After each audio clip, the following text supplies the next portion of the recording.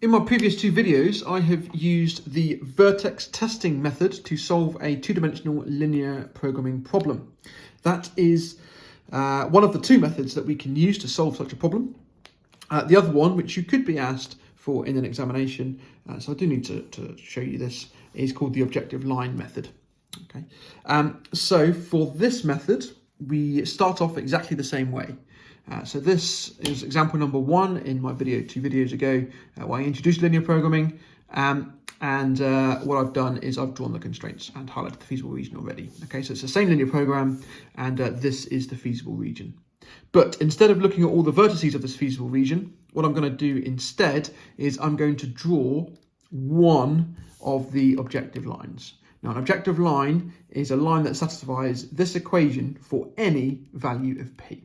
Okay, so essentially I'm just looking for a line that's got a gradient of -1/2.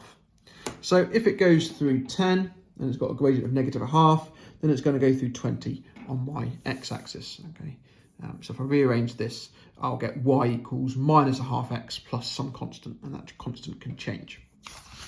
Okay, so let's draw that line on. This is my what's called objective line.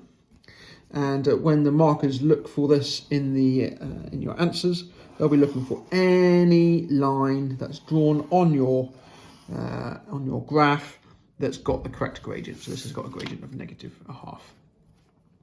Once you've drawn that line, then what you want to do is you want to increase p, which is moving the ruler perpendicular to that line.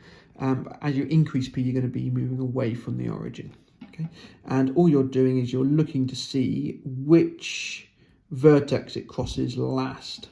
Okay, and you can just stop there. So we can see that here, I've gone from this point, I'm moving in this direction. Imagine this pink line is moving with my ruler. It's moving up, it's moving up, it's moving up. This vertex is now just about to leave the feasible region. This vertex is about to leave the ruler behind. And this is the last point in the feasible region before the ruler then leaves it altogether. So therefore, this is the point which maximizes the value of p. Okay, so then once you've done that, you can extract the value of x and y at this point and then plug them into here, and then that's your solution. Okay, so you don't have to do all the vertices. Okay, this one was example 3 taken from the last video, which is a minimization problem. Exactly the same principle. We're going to draw any line that's got this gradient. So in this case, the gradient is 4.5. Okay, you can put any value of c. It doesn't matter where you draw your line. It's just got to have a gradient of 4.5. So if I do 6 on the x-axis, and then if I jump to 12 on the x-axis, then it's going to go up by 30 on the y-axis. It's going to go through those 2 points. So there we have an objective line.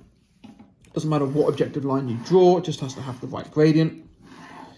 And then if we want to minimize minimize c in this case, then we're going to take this ruler line and we're going to move it perpendicular, and we see which point is the last to leave.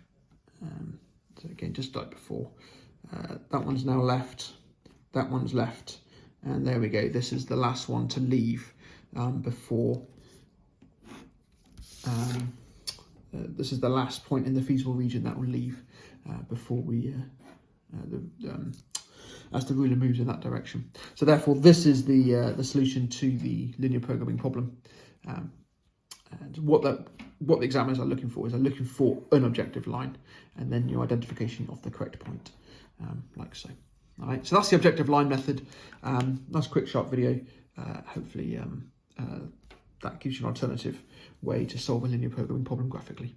All right, thanks for watching, and yeah, keep watching more of my videos, and like and subscribe if you haven't already.